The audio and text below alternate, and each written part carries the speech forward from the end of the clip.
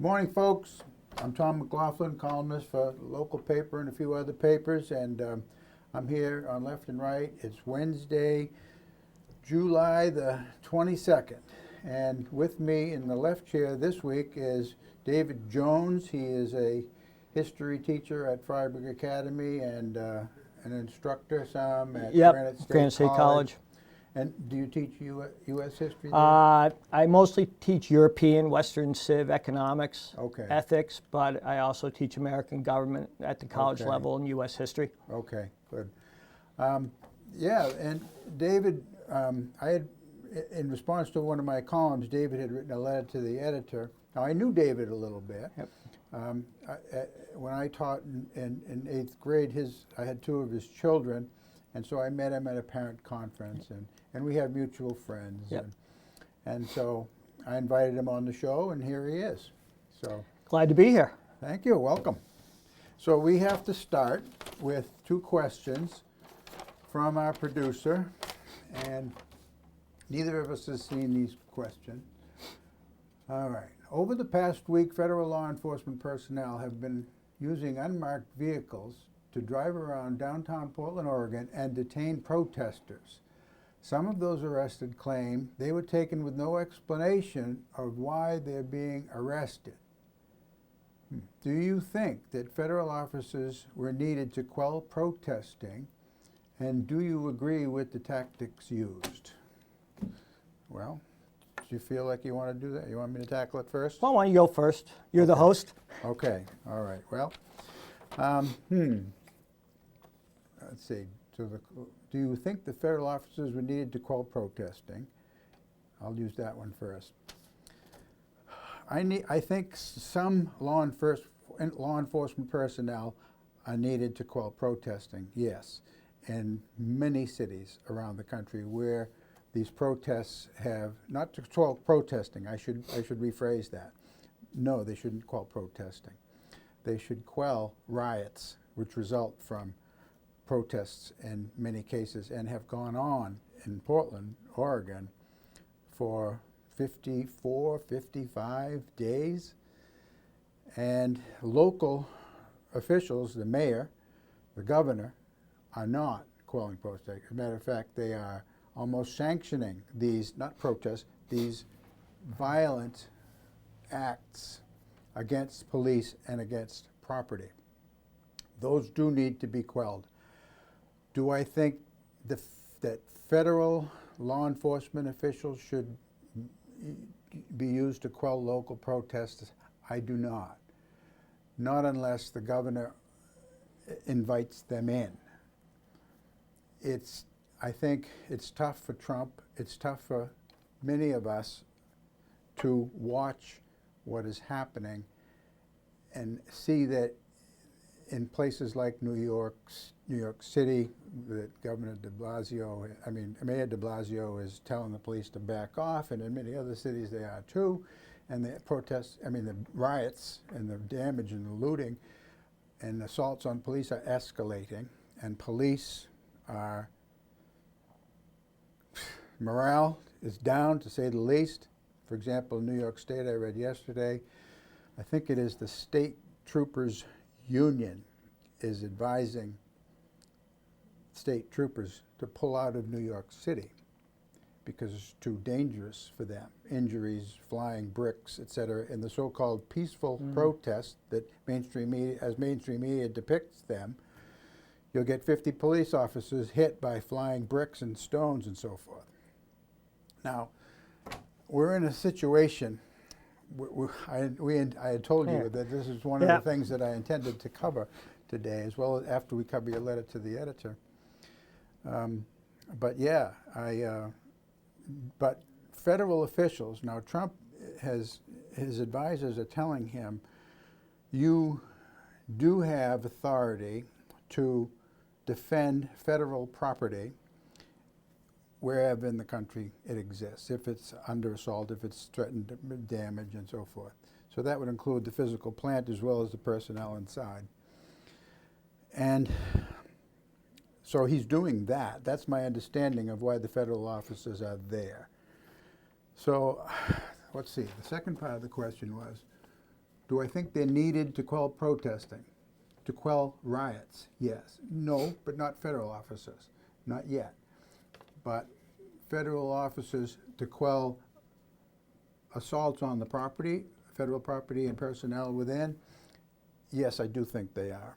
And do you agree with the tactics used? Well, let's see, he said for tactics, that I wasn't aware of, that they're driving around in unmarked vehicles around downtown Portland, Oregon and detaining protesters. Well, some of those arrested claim they were taken with no explanation as to why they're arrested. Well, if that's the case, if those reports, those claims are credible, then the due process rights are being violated, and I can't sanction that. You need to be told why you're being arrested and, you know, what the charges are against you, and then, you know, you have to appear before the judge, you know, which is, that's your right. So, no, I don't agree with that, if that's happening. Okay. Well, we have some agreement. Okay, yeah. You know, obviously President Trump is well within his constitutional rights to protect the federal property. I think one of the difficulties he's going to have is optics, and whether this was actually a decision that, okay, I am going to send federal troops or federal agents, right, into these cities. You know, he said he might expand it, you know, those liberal democratic cities, obviously has at least some political motivation. It's going to play to his base. And I understand that. Whether it will be a winning proposition politically, I think might be dubious. It might alienate those people who, you know, there's a big difference between seeing rioters versus local policemen and the police protecting themselves and private property versus reports of, and I guess they have been confirmed, what I read. Those claims? Yeah. That, and even the head of Homeland Security, I think, said there was indicated one case, right? Confirmed one case happening. In which the person arrested wasn't told? Yeah. Wow. Unmarked vehicle, and Oh. they arrested the person, and he didn't know who was actually even arresting him.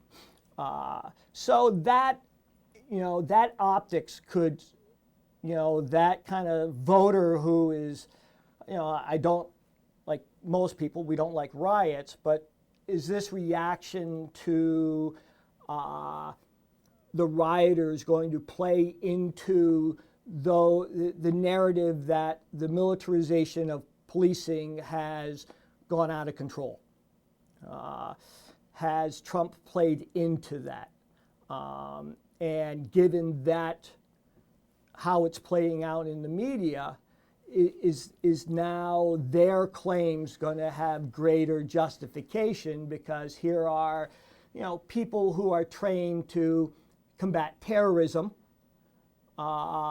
protect our airports, border patrol. You know, they aren't necessarily go after drug cartels, right? They aren't necessarily trained to deal with riot situations, and so I am skeptical as to President Trump's motivation. Is this purely a political move, or is it a real concern for the protection? And there's some indication, and of course this is going to be point of view, that these, the sending of federal agents in tends to escalate rather than de-escalate. That's what the mayor claims. And so, you know, that's something that social scientists and historians will, you know, get paid to look at when we're removed from the situation. So you expect that this will die down? I am absolutely amazed. When you sent me the email about that we might be talking about this, I was thinking about it and how, you know, the legs of the issue, you know, given the COVID-19 and the pandemic and the economic crisis and let's say some international issues with China that, you know, would normally be on the forefront. Every other time historically that in the last 20 years that we've had some claim of police overreach towards people of color, you had, even the Rodney King incident, it dies out after a fairly short period of time. And I'm very interested in the fact that it seems to have legs as an issue, and that the majority of people now seem to have some sympathy towards the Black Lives Matter movement, the belief that there is police overreach. And I wonder how that's going to affect the movement, because if you look at the 1960s and the civil rights movement, it really gained traction when all of a sudden Northern whites started to say, oh, I think Dr. King and Ralph Abernathy have a point. Yeah, it did. And so now that maybe those, political scientists use it, that white suburban soccer mom, who's kind of that swing vote, is saying, well, wait a minute, maybe this has legitimacy. This being the Black Lives Matter protests. And the fact that, okay, now I see reports of federal agents in unmarked cars dressed in camouflage and SWAT type uniforms. So that's who's driving the unmarked cars and doing the arrests are people who are dressed the way you described. Right. That's the report. And so, that sparks of, those images you think of underdeveloped countries with, death squads. That image. So I'm very interested to see how the optics play out. Yeah, well, it's an election year. Yep. And we have a president for whom there is almost no middle ground in terms of favorability or unfavorability. Myself being perhaps the exception to that. I voted for him. I intend to vote for him again if the present trends continue. Do I like him? Not really. Don't like him as a man. Like his policies, and that's what determines my vote, is the platform and the candidate is espousing. And so that's why I support Trump. But you ask, what is Trump's motivation political? Well, how could it not be in an election year like this? And I imagine every president that would find himself in similar circumstances say, well, Nixon was running in 1968 and he was appealing to the silent majority. He got elected. It seems to have helped him. And he ran against, in 1968, let's see, it was Hubert Humphrey, who represented the Johnson administration and was, I would say, left of center, coming from Minnesota, the Farmer Labor Party, like he did. Even in those days, he would have been. And Nixon played the left-right thing successfully. But then, he overplayed Watergate, all that. But the parallels here, now I remember looking, I think I was writing in late January perhaps, and it looked at that time, January, that projecting ahead to November, that Trump looked like a shoo-in. And then I remember a paragraph at the bottom as how am I going to conclude this column? And I'm writing, I said, well, but it's a long time between now and November, and anything can happen. And now I'm hearing about this virus in Europe and starting in the United States, and I don't know what happened, but boom, this could turn into, and sure enough, within weeks it did. And now, so you had that. Now that is an unusual development. I mean, the last time we had something like this, you'd have to go back to 1918. And then it wasn't really a political issue so much then with the Wilson administration, and then it was Harding who was running after that, and it wasn't a political issue. But this one became one. And then you had I've forgotten his name, the guy in Minneapolis who was strangled by the cop's knee. What was his name? George Floyd. George Floyd. And that, of course, sparked an enormous wave of first protests, then riots. And now those two issues taken together, you're right, they have pushed everything else off the front page. And there's issues with China, which would have been there, and that's worsening as well. We still have more than 3 months until the election, and which is an eternity, as you know, in politics. And what else is going to happen? As a person who tries to keep up, as a history teacher, used to teach current events, and I mean, I just do. I try to keep up with issues, and it never was this hard to keep up. There are so many developments happening several times per day that where is this going, and how do I explain this? And that doesn't fit my working hypothesis for trying to understand the issue of riots in the cities, or the issue of wearing masks, or how serious is COVID, or is it being overblown politically by the left to try and derail Trump? And are these demonstrations turning into riots? Part of the same issue. Do I know those things? I don't know those things. However, I used to have one working hypothesis on the table in front of me. Now I have to have several, and they have to try to, sort of make sense to each other. As new information comes in, I have to modify my view in order to. Isn't that the way we learn, right? I'm having a hard time, and my inbox for email is just, I can't keep up with it. And I just delete stuff that without looking at that I never used to do that. And it's a confusing time we're in, and to try and make a prediction. Along with that, I think I'm not a fan of the president, either as a person or his policies, his deregulation of the economy. Whenever we do that, we tend to have some short-term gains and then a major crisis, which we have to then pull back from. And sometimes I worry about that. I'm not really concerned about the justices.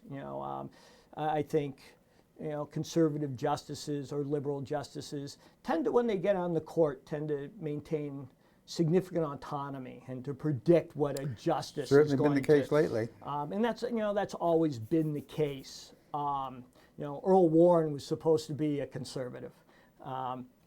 So though I have some issues, as somebody interested in politics, with all this happening, I thought that Trump had a unique opportunity given to him, right? He's always been seen as this divider. Given to him in when? With the COVID and the protests. Opportunity, okay. And the fact is that in the times of national crisis, we tend to look for leadership.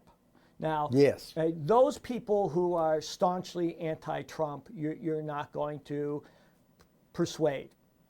Just as those who are strong supporters of Trump, no matter what he does, those at the polls. I could kill somebody on Fifth Avenue and they'd still support me, said Trump once, and he was probably right.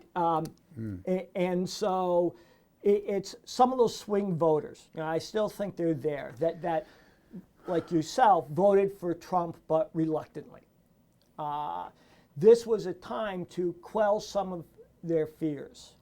So to take the lead with the pandemic, to instead of supporting the Confederate battle flag and Confederate monuments in a very, I'd say, brash way, if he was more conciliatory, now, he could still believe that the monument should stay and phrase it in terms... You're referring to Charlottesburg now? Yeah, or, in ways that were less divisive.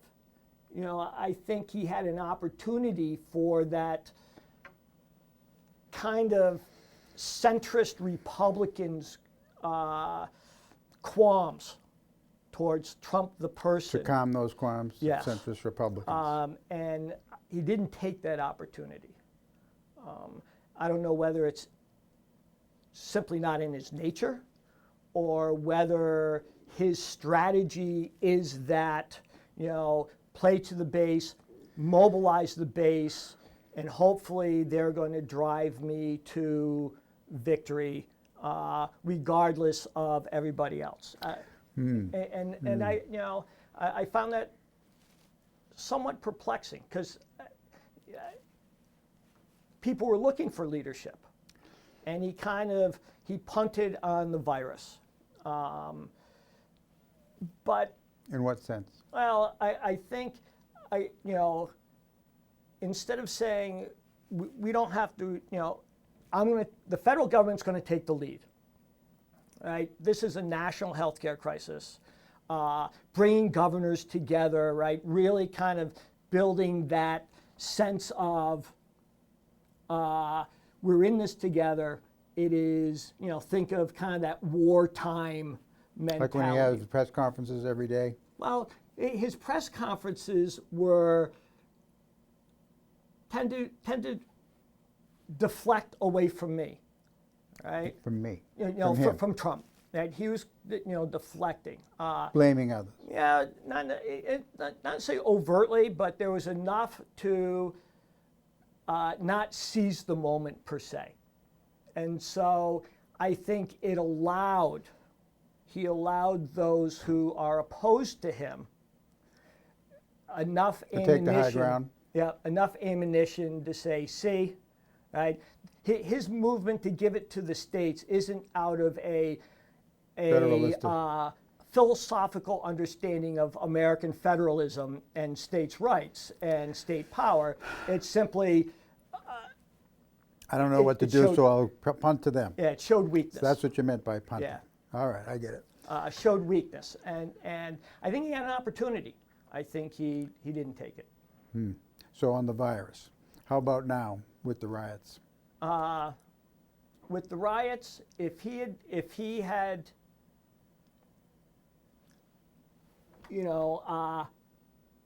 see, I see the riots, I see the protests in a completely different.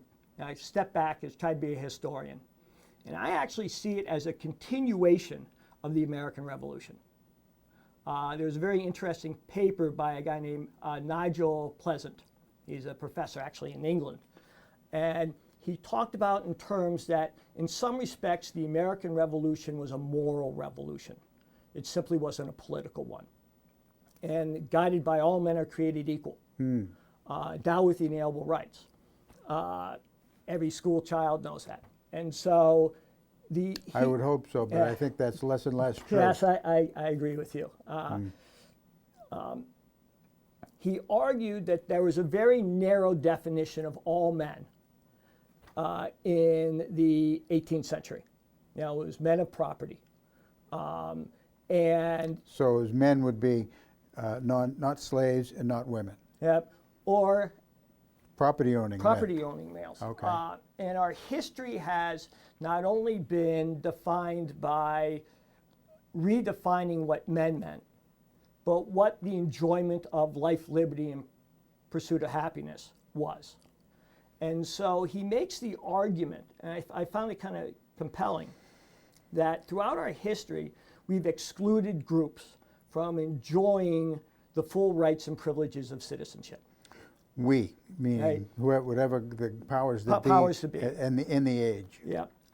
So and he argued that they tended to be, and I think arbitrary distinctions. So race, gender, religion, think of all the anti-Catholic laws that were developed, national origin. And he argued that those just aren't political claims, they're moral claims. Right? You're arguing they are. That those people are less than. And that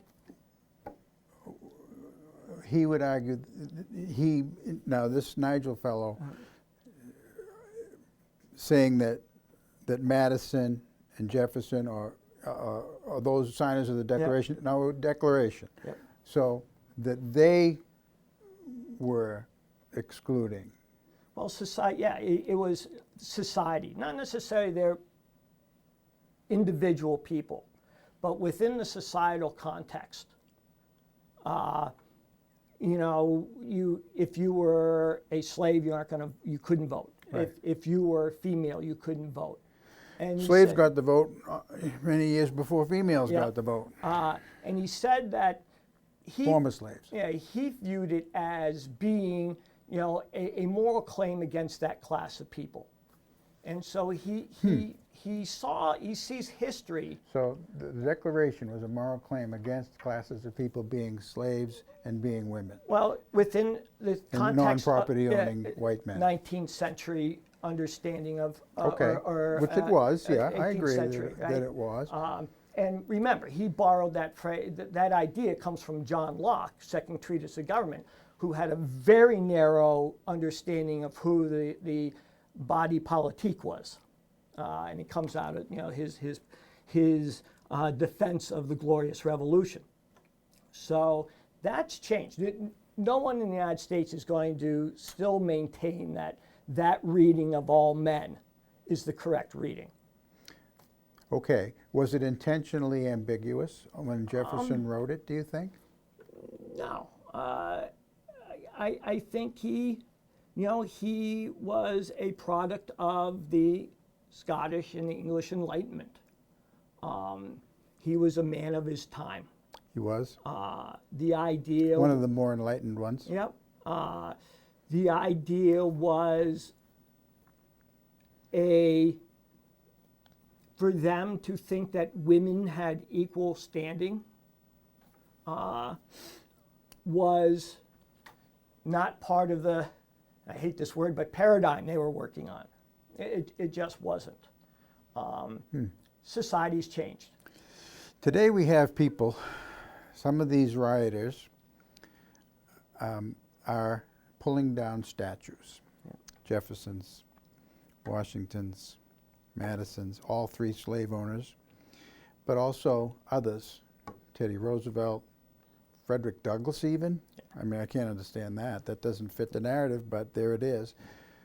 Catholic statues, beheading statues of Jesus and Mary and others in St. Louis. So we have more than it has gone beyond George Floyd and police brutality and alleged police brutality. The fellow sitting in your chair 2 weeks ago, Mark Garang, he talked, I had written a column, much criticized, in which I said, I am tired of hearing about George Floyd because just last weekend, how many, 14 young black men were killed just in Chicago, just in one weekend. And I mean, then you go to St. Louis, you go to Los Angeles and New York City and so many other, Oakland, and where this is replicating every single weekend, and many also during the week. And the shooters and the victims are overwhelmingly young black men. And I've been hearing these statistics for years. Why, if Black Lives Matter, why are they focusing on one guy in Minneapolis who was killed by an ostensibly racist cop? Why are we not talking about these deaths, which are, and that black men have way more to fear from other young black men than they do from ostensibly racist white cops, or even real racist white cops? That cop may well have been racist. We don't know that. Maybe that motivated him. I don't know. But for me to say that I'm sick of hearing about George Floyd in light of all these other things, that makes me racist. Now, I've been called racist for questioning affirmative action for 25 years that I've been publishing. So I'm used to it. But what I see is, I mean, okay, so seldom am I challenged for the points I made in the column. Instead, my critics go immediately to the ad hominems and throw these words around. Racist, homophobic, xenophobic, etc., misogynist. And that's the pattern I'm seeing, and I'm seeing it writ large now and expanding exponentially out there in media land. And that disturbs me. I mean, when I see NBC, CBS, ABC, New York Times, Boston Globe, Washington Post depict what's going on in our cities as peaceful demonstrations, when any video clip is going to show you that they're anything but peaceful, and that I can't find it, and that would be my definition of mainstream media, and throw in CNN, throw in MSNBC, and a few others, but I don't find it there. I don't see it there. They still depict these as peaceful demonstrations, not as riots, and not as, I mean, and when Trump gave his speech at Mount Rushmore, and he says there's a movement to bring down the government and to destroy our heritage, not his exact words, but those were the thrust of his words, I think he's right. Well,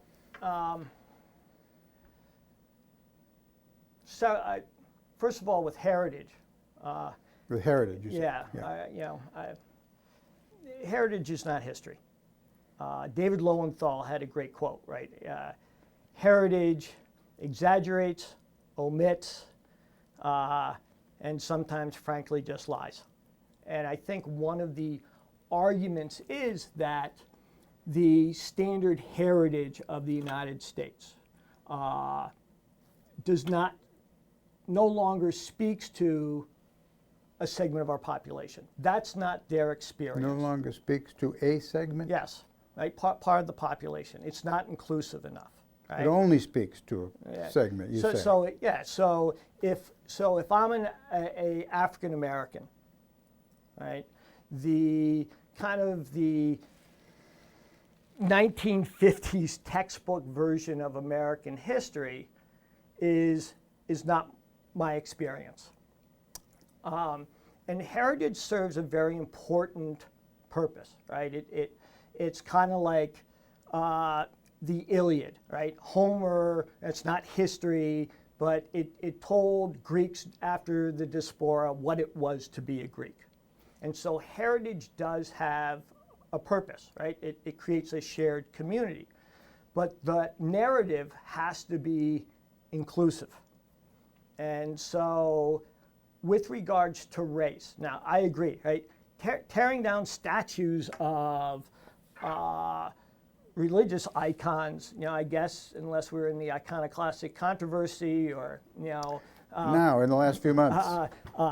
The Protestant Reformation, I don't get. I think one of the frustrations is that the narrative of race has been a white narrative. It hasn't necessarily been a narrative explained by people of color. My master's thesis was on the desegregation of public schools and the role of the courts versus democracy, right? Rights versus democratic will. And that story. So you go in the 1950s? Yeah, 50s and Did you include busing in Boston? I went up through the beginning of my last case study was of New Orleans. So okay. it was like a kind of juxtaposed between New Orleans, which was fairly peaceful and organized, versus Little Rock. Multiracial. Yeah, versus Little Rock, which you had to bring in federal troops to. Yeah. Okay. All right. That's a good contrast. Yeah. And so, but that narrative tends to be, right, defined by whites. So Martin Luther King becomes a nice guy, right? Black Panther's bad. In the 60s, that was the narrative. Yeah, I'd say so. And I think, but not to everybody. Black Panther's heroes. Yeah. For many, for the left. Yeah. Believe me, I remember I was over there at that time. Yes. And I think at some point, I think we can look at the current pulling down of statues where at times misguided and shows a complete lack of nuanced understanding of history. You're talking about now. Yeah. If you're pulling down Washington and Jefferson and Madison, that's, you know. But they were slave owners. Yeah. They're also men of their time. They were. And I think. Enlightened men of their time. No. Few disagreed with that, or disagreed with that assessment in the late 1700s either, or the early 1800s. And however, I don't think we as a society have really confronted or we see the issue, let's say, of slavery and race. It's like the family who has that issue you don't really want to talk about unless you really have to.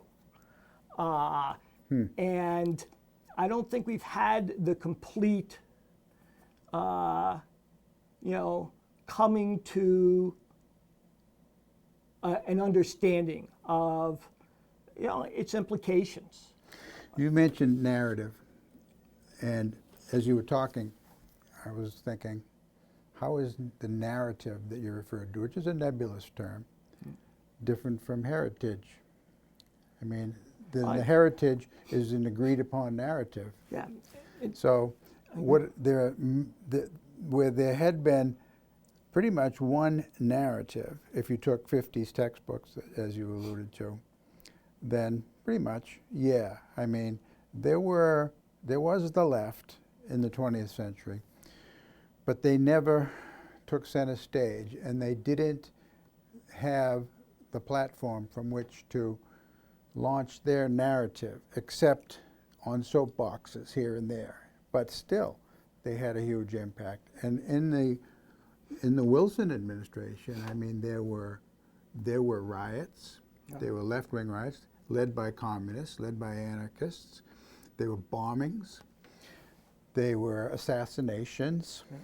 And the FBI was born. J. Edgar Hoover, a young government agent, got his start dealing with communists in those days, which was a real threat. Immigration was suspended. We need to assimilate these Jewish, Eastern European Jews who are communists, and however long that takes, and then we can open up the borders, the immigration again, and so yeah, but still the narrative, those writing the textbooks, those putting the stories on the front page, writing editorials, were pretty much of like mind. Now we have, it seems, because of it, and I sent an email to Dave about some of the topics that we may want to bring up. How much time have we got left, Mr. Producer? Let us know when you can. 22 minutes left. We better get to this. So, education, we want to get to it. Dave and I are both history teachers in Fryeburg. So, I wrote a column in which I talked about college loan debt, primarily. And then I went into how my belief is that it's not what we're paying for in terms of college educations isn't worth it, and the government underwrites loans to college students. They get into enormous debt. They have majors that with which they can't make money, and the degrees in various ethnic studies and things like that. And we need to look at that, question that. And I said that they're overwhelmingly leftist. So you didn't agree with that depiction of college students being indoctrinated by radical leftist professors bent on bringing down our capitalist system. You think that's a tortured analysis. Yes. Well, okay. Then you said being exposed, so you talked about your daughter who is in a graduate education, graduate school, studying education. She is being exposed to writings, and you referred to such radical leftist revolutionaries as Plato, Aristotle, Hobbes, Locke, Mill, Kant, and Nietzsche. Okay, I'm glad she's being exposed to the writings of those people. I don't know how typical that is, because, oh, and then another point you made, the debate now is whether we wish to extend rights to education to post-secondary, so free college, a la Bernie Sanders. Yeah. Okay, well, I don't agree with that, but to the first two, I would say, this, now I'm reading from an article in National Review from January of this year, and he talks about a study from the National Association of Scholars, and refers to some prior research and some current research. And he says, David Harsiani was the writer's name. I didn't put it down here. A sample, and I was referring to a study by somebody named Langbert and another person, Stevens, Langbert and Stevens. More than 12,000 profs from several of the top schools in each state. 48.4% are registered Democrats, 5.7% are registered Republicans, a ratio of 8.5 to 1.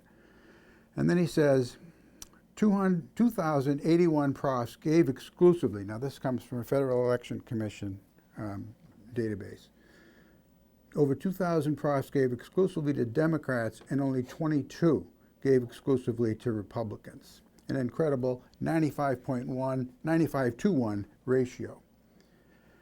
And then he says, even professors registered as Republicans were more likely to donate to Democrats by a 4.6 to 1 disproportion, suggesting that party registration is misleading when used by itself as a measure of professoriate's partisan skew. Comments? Yeah. First of all, the site that the group that conducted that study is actually a group that supports the teaching of kind of classical, traditional Western, right? National Association of Scholars. Yeah, it's kind of a, it's not a what might think by its name. It's actually there to advance a position. A narrative. Yeah. So you're right with that. However, I think we have to look at it, and I think there are multiple questions. One is, first of all, we have to ask, is there that liberal bias that you indicate, does it reflect in teaching, right? Does it create an indoctrination? And if it does, if we find that it does, why, right? And then we can make some value judgment, whether it's good or bad. Who can make this judgment? No, who's ever making, right, scholars. The head of the departments at various colleges and universities, and who they hire. Yeah. If not, why does this narrative maintain itself, right? Because this is Fair question. This is a narrative that the idea going all the way back to the 60s, right? Your era, the radicalization of college campuses, the SDS, anti-war movement, reflecting a greater radicalization in society, spoiled college kids smoking dope and reading Marx, right? Yeah. That type of thing. Yeah. And that faded. And then in 2004, it kind of reemerged with David Horowitz, right? He wrote 2 books claiming that there was significant liberal bias in elite institutions in 2004. And then A former leftist. Yep. And worked with the Black Panthers. Yep. And turned conservative. Yep. And then in 2006, I think he wrote 101 Most Dangerous Academics. Mm-hmm. I saw that. And this, I think, played into the narrative of the emerging kind of populist right. So that is, It did. which I was a part of. Yep. Both the leftists that he came from and the emerging popular. So he followed a path very similar to mine. Yep. And we've corresponded, by the way, Yeah. Horowitz and I. Which, tell me if I'm wrong, tended to be somewhat anti-intellectual, somewhat anti-elite. At least that's what. According to some narratives, yes. And Applebaum, right? I'm not familiar with Applebaum. Former kind of Reagan Republican who. Went in the other direction? Yeah, over the use of torture, I think, in the Bush administration. Okay. She's a historian and writer.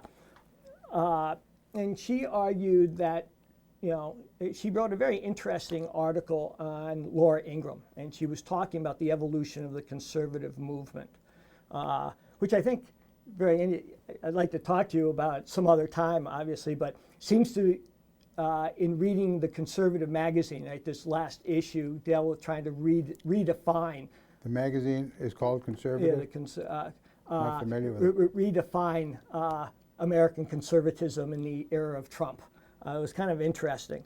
And unfortunately for Horowitz, he brought his left-wing Leninist revolutionary abilities to the right. So these weren't academic works. They weren't journal. It was most of the work was, eventually kind of, he did himself a disfavor. That, some of his examples and data he used proved to be exaggerations, cherry-picked. He went after actually a Republican professor, I think at Colorado, who said he'd always voted split ticket and thought that was his, great claim to fame as a college professor, voting split ticket. And so, but he did raise these questions. Who didn't raise the questions? No, he did raise the question Horowitz about did. this liberal bias. And so He sure did. academics started looking at it. And the first kind of seminal study was led by Theodore Lowy, the famous political scientist. Lowe? Yeah. He and his colleagues ended up dying before they could finish it. And a lot of it went to a professor, Matthew, I think, Wosner. He's at Penn State, or was at Penn State. And he kind of developed the seminal study. A counter-narrative? Yeah, well, no, he actually, he's a Republican. And so he looked at it as an academic. And what they found, right, about 9+% were kind of self-identified as Republican conservatives. 40+% saw themselves as liberal. But 40, the majority, or a plurality. Could you give us another time estimation, please? 46 said they were centrist, right? So then they broke it down even further. Self-identified these people were. So Okay. they looked at regions. So if you attended a school in New England, chances are you'd have a more liberal professor than in the Midwest or the South. Fair enough. Right? So schools aren't monolithic. So if I'm a professor at Hillsdale College, right, I might have a little different worldview than if I'm at Oberlin. Or Carlton or something. Yeah. Then they said by major or discipline. So where history might be 30, I remember 33 to 1, liberal to conservative. Economics was 4 to 1. Yeah, that fits with what I saw that I didn't read to you. Yeah. Anthropology, 42 to 1. Yeah. And so, but then they went further, right? Ask, do your political views hurt your profession, right? Was it a hindrance? And, right?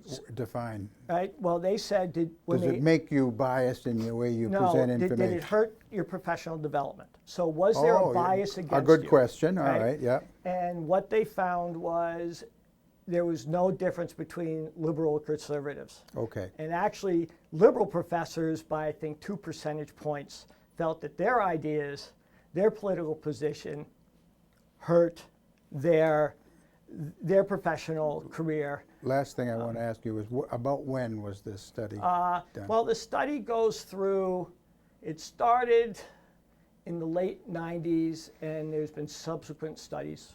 Follow-ups. That have pretty much mirrored that Okay. over the time. So 25 years Yeah, ago, and continuing up to yeah. relatively recent past? Yeah. Okay. And things like I just read an article by Bonnie Kristen, who was on the campusreform.org. Right? She was a libertarian, and the idea is they were going to find all these examples of bias. She said we had to shut down.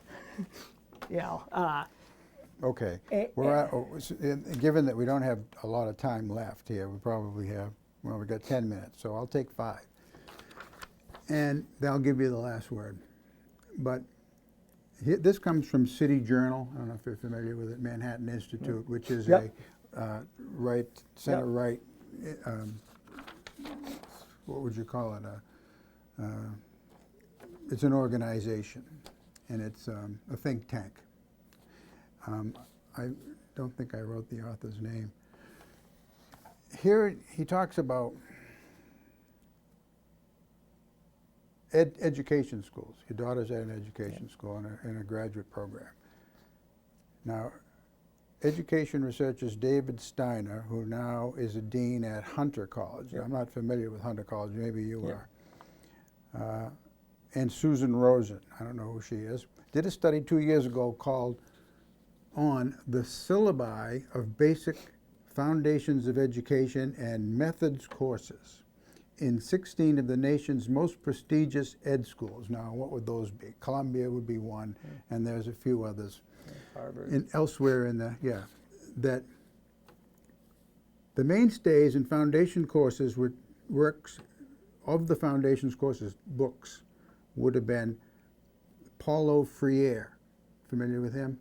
Not Pedagogy of the Yeah. Oppressed. Yep.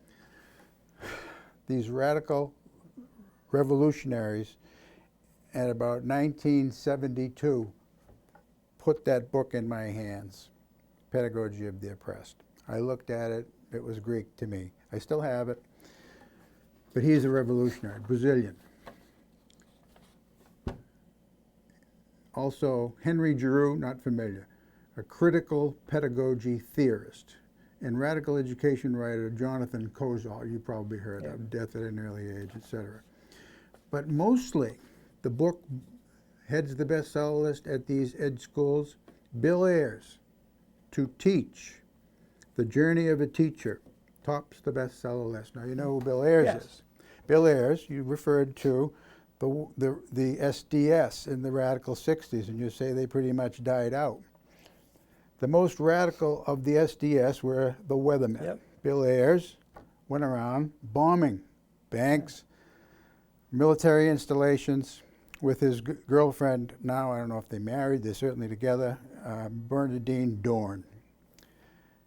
They were never prosecuted because, well, they were prosecuted, but the charges were dropped. Bill Ayers then, well, helped to launch Barack Obama's career. Barack Obama claimed that he didn't know Bill Ayers, but yet they served on a board together in the Annenberg Foundation for about 3 years, so how could they not know each other, in Chicago.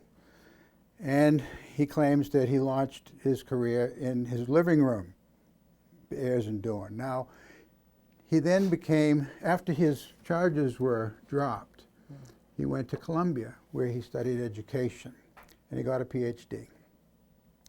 And then he started and then he taught teachers at the University of Illinois, Chicago. And he started writing books, and he went on the lecture tour, and he's still there. He's a revolutionary. He's still, 5 minutes. Okay, I'll wrap this up. Okay.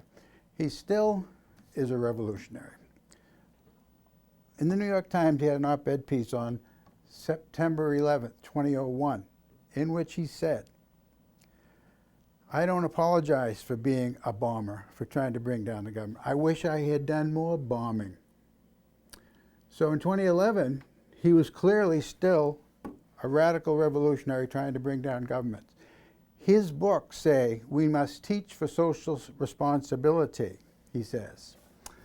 We need to make little revolutionaries of our students K to 12. That's his goal. And he doesn't try to hide it. That's what he wants to do. Why is his book the biggest seller at education schools at the graduate level? Well, I guess I have to go into their departments and ask them. It could very well be that, you know, part of academic inquiry is often, you know, reading those works that are on the fringe at times. Right? That's part of academic. Sure is on the fringe. Right? That's part of academic inquiry.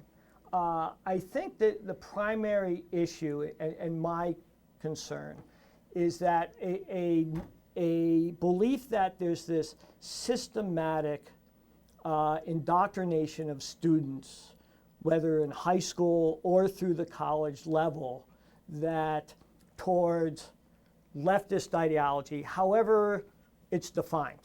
Right? Sometimes I think I take issue with those on the right when they use terms like anarchist or radical Marxist or whatever, that there's no really working definition of those terms, that they are, you know, so there are working definitions, but they're not used in those that way. Anti-capitalist, would that fit, do you think? If somebody's okay. a Marxist, they'd be an anti-capitalist. Okay. You would argue that you would challenge the private ownership of the means of production. Okay. Right? So sometimes you get that anything that is left of their view tends to become, you know, I'll give you an example. It's not really this, but, you know, painting Joe Biden, who's about as milquetoast as you can get, as somehow a radical. You know, that's difficult. But with regards to education, not that they're, you know, it's like when the students shouted down the author of the bell curve at Middlebury, right? That was wrong. Murray. Right? Yeah, Charles Murray, right? That was absurd, right? And the fact that there aren't pockets of zealous college students who think that they need to right every wrong in their 4-year college career, right? Of course there are, right? They were there when you were in college, and they were there when I was in college. That's a different claim, right, than it being a systematic. So when you look at the peer-reviewed data, right, is there a correlation between, let's say, a professor's private political views versus how they teach, right? And they don't necessarily say, right? Hard to measure, Yeah. unless you're right in the classroom. And when they test student satisfaction, it's about 90-some% whether you're a conservative student or a liberal student. We didn't. 2 minutes? 1 minute. 1 minute. So We didn't go to this question here, which we were supposed to do. Do you think the government should extend $600 a week unemployment bonuses that are due to expire the 31st of July? If not, do you think a modified version is appropriate?